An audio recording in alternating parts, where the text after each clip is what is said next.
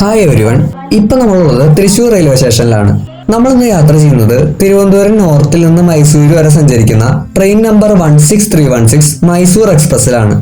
രാത്രി 9:52 train Thrissur railway സ്റ്റേഷനിലേക്ക് എത്തിയിരിക്കുന്നത്. പക്ഷേ ഇപ്പൊ സമയം 10:15 ആവാറായിട്ടുണ്ട്.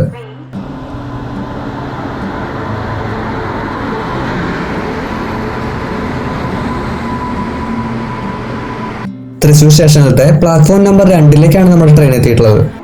കഴിഞ്ഞ തവണ നമ്മൾ ഈ ഒരു ട്രെയിനിൽ യാത്ര ചെയ്തിട്ടുണ്ടായിരുന്നത് ജനറൽ ക്ലാസ് കോച്ചിലായിരുന്നു.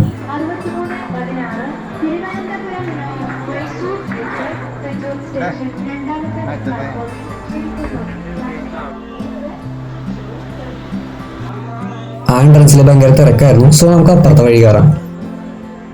സോ നമ്മുടെ കോച്ച് നമ്പർ S3 ആയിരുന്നു ആൻഡ് സീറ്റ് നമ്പർ 64 ആണ്.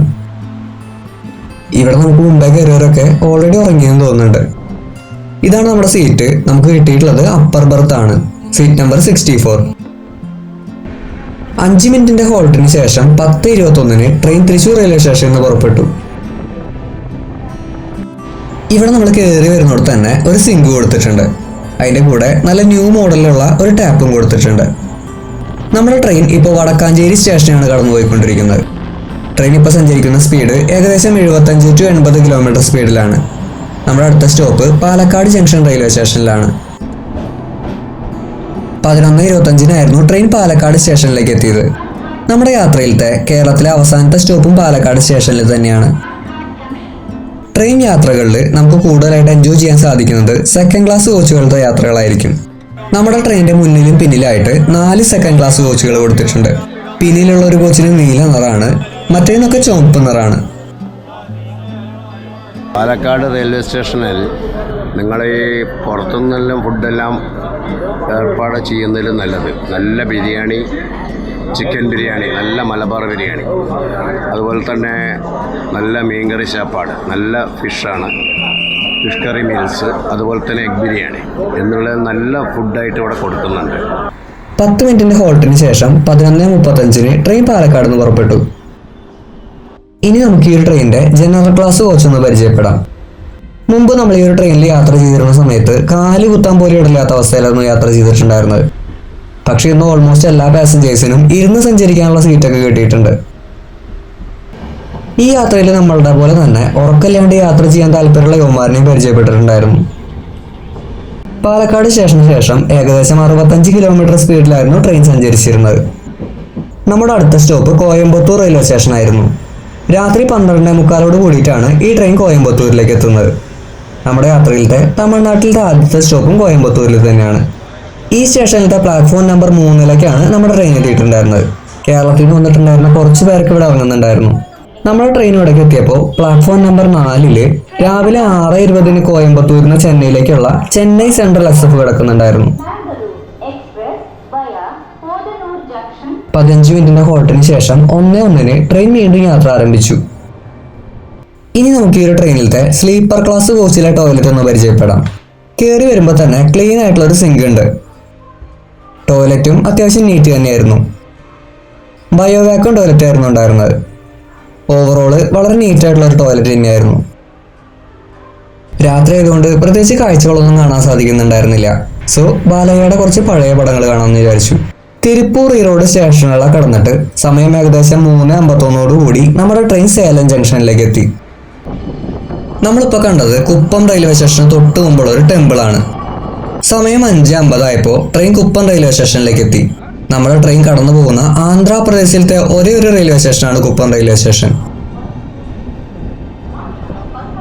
യൂഷ്വലി അങ്ങനെ അധികം ആൾക്കാരൊന്നും കയറാനില്ലാത്തൊരു റെയിൽവേ സ്റ്റേഷനാണ് Kuppam railway station. Kuppam railway സ്റ്റേഷന് ശേഷം പതിയെ വെളിച്ചം പരന്നു തുടങ്ങിയിട്ടുണ്ടായിരുന്നു. റെയിൽവേ പാളത്തിന്റെ സമാന്തരമായിട്ട് നേരത്തെ വെളുത്ത വരകൾ പോലെ മണ്ണിന്റെ ഇടവഴികളൊക്കെ പോകുന്നത് കണ്ടു. ഇവിടെ ഒറ്റപ്പെട്ട് കിടക്കുന്ന വീടുകളൊക്കെ ഇത്തരത്തിലുള്ള വെളുത്ത വരകൾ കൊണ്ട് പരസ്പരം കൂട്ടിയോജിപ്പിക്കപ്പെട്ടു. കർണാടകത്തിന്റെ മനോഹരമായിട്ടുള്ള കൃഷിഭൂമികളുടെ കാഴ്ചകളൊക്കെ തെളിഞ്ഞു വന്നു. വിജനായിട്ടുള്ള കൃഷിയിടങ്ങളിൽ വിളകളെ നോക്കാനെത്തിയിട്ടുള്ള കർഷകരെയും പിന്നെ അവർക്ക് കൂട്ടായിട്ടുള്ള പോലെ തുള്ളിച്ചാടി നടക്കുന്ന കന്നുകാലിക്കുട്ടികളെയും കാണാൻ സാധിച്ചു. ഇനിയും ഉണരാത്ത ഗ്രാമത്തിനെ ഉണർത്താനായിട്ടുള്ള പോലെ ബാംഗ്ലൂർ സൈഡിൽ നിന്ന് തമിഴ്നാട് സൈഡിലേക്ക് ട്രെയിൻ സർവീസുകൾ ആരംഭിച്ചു. പരമ്പരാഗത കൃഷി രീതികളിനേക്കാൾ മികച്ച രീതി എന്ന് മനസ്സിലാക്കിയതുകൊണ്ട് തന്നെ കർണാടകത്തിലെ കർഷകരും അടുത്ത കാലത്തായിട്ട് തുള്ളിനന കൃഷിയിലേക്ക് മാറിയിട്ടുണ്ടായിരുന്നു. പാകാവാറായിട്ടുള്ള കാബേജിന്റെയും ചോളത്തിന്റെയും തോട്ടങ്ങൾ പാളത്തിന്റെ രണ്ടു വശത്തും കാണാൻ സാധിച്ചു.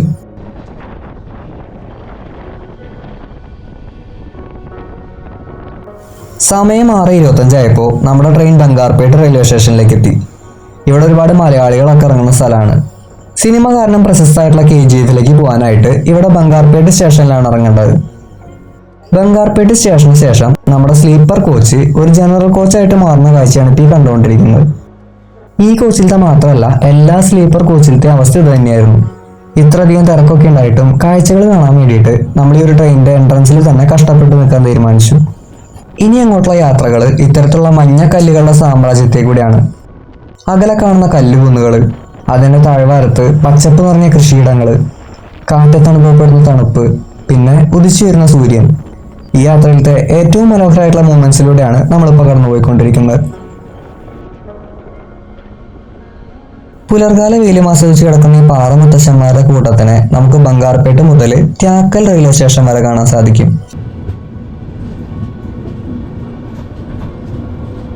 വൈറ്റ്ഫീൽഡ് റെയിൽവേ സ്റ്റേഷൻ എത്തുമ്പോഴേക്കും ഒരേ ഡിസൈനിൽ വ്യത്യസ്ത നിറങ്ങളിലുള്ള ഫ്ലാറ്റുകളൊക്കെ കണ്ടു തുടങ്ങിയിട്ടുണ്ട്. പക്ഷെ എല്ലാവർക്കും കോമൺ ആയിട്ട് നമ്മൾ ഈ ഒരു നാനാത്വത്തിൽ ഏകത്വം എന്നൊക്കെ പറയുന്ന പോലെ എല്ലാ ഫ്ലാറ്റുകളുടെയും മുകളിൽ മഞ്ഞ നിറത്തിലുള്ള വാട്ടർ ടാങ്കുകളെ കാണുന്നുണ്ട്.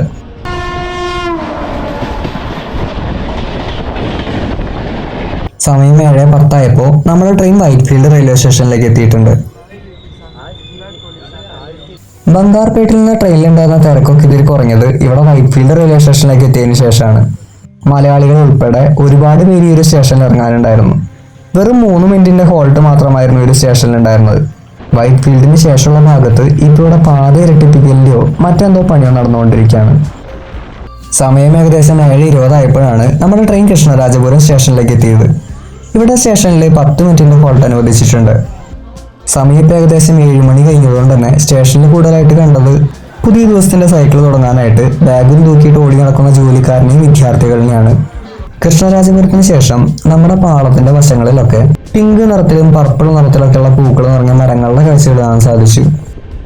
നമ്മളിപ്പോൾ ബാംഗ്ലൂർ കന്റോൺമെന്റ് സ്റ്റേഷനിലേക്ക് എത്തിയിരിക്കുകയാണ്. അതിലേക്ക് നോക്കിയാൽ ഓറഞ്ച് നിറത്തിലുള്ള ഒരു സുന്ദരം വന്ദേ ഭാരത് എക്സ്പ്രസിനെ കാണാൻ സാധിക്കും. വളരെ കുറച്ച് ആൾക്കാർ മാത്രമാണ് ഈ ഒരു സ്റ്റേഷനിൽ ഇറങ്ങാണ്ടായിരുന്നത്. പിന്നെ നമ്മൾ ഇതുവരെ കണ്ടതിൽ വെച്ചിട്ട് ഏറ്റവും നീറ്റായിട്ടുള്ള സ്റ്റേഷനായിട്ട് തോന്നിയത് ബാംഗ്ലൂർ കണ്ടോൺമെന്റ് സ്റ്റേഷൻ തന്നെയായിരുന്നു.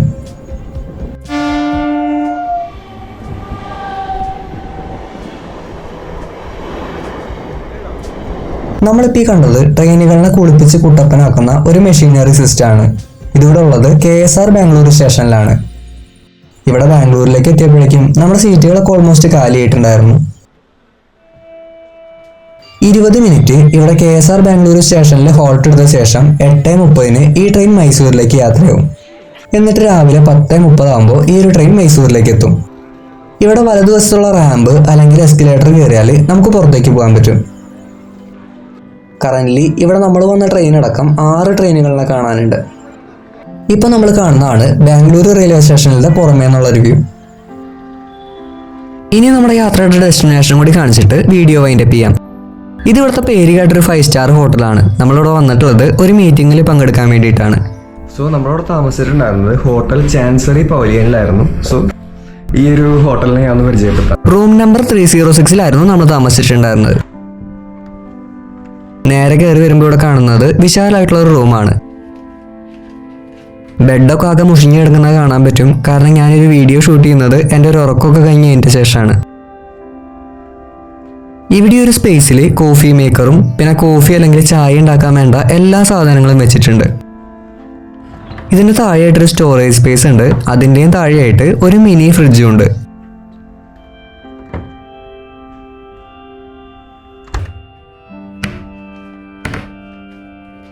സോഫയിൽ പില്ലോകളൊക്കെ കിടക്കുന്നത് കാണാൻ പറ്റും. കാരണം എന്താണെന്ന് വെച്ച് കഴിഞ്ഞാൽ ഞാൻ പില്ലോസ് അങ്ങനെ യൂസ് ചെയ്യാറില്ല.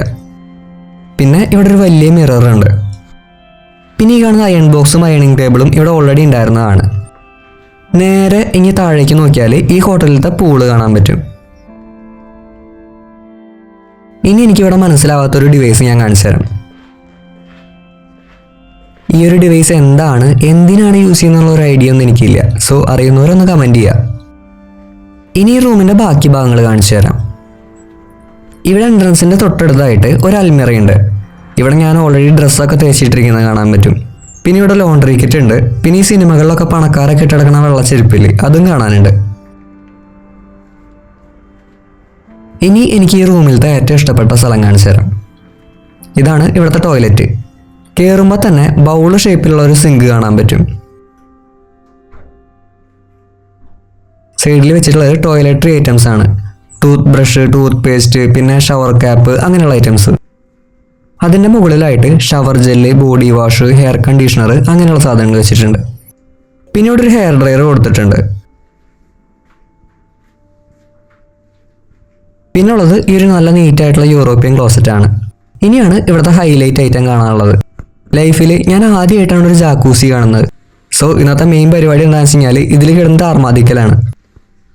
സോ നമ്മുടെ വീഡിയോ വൈൻഡപ്പ് ചെയ്യാണ്. See you in next video.